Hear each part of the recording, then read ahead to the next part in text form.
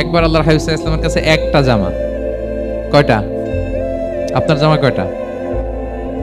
আমার জামা কয়টা? জুব্বা তখন কয়টা ছিল?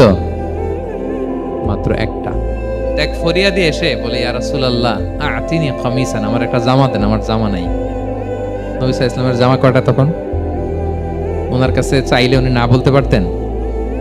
খুলে দিয়ে দিয়েছেন, নাও। এখন ওনার জামা আছে কয়টা?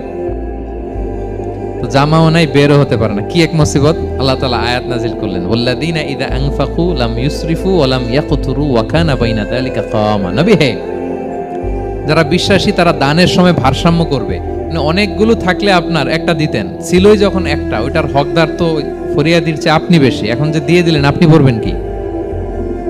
অনেকগুলো থাকলে না হয় আপনি দিতেন, ছিলই একটা, এটা সবচেয়ে যোগ্য, অধিকতম যোগ্য এবং হকদার তো আপনি। সুবহানাল্লাহ, সুবহান। কি নবী ছিল, কি নবী ছিল!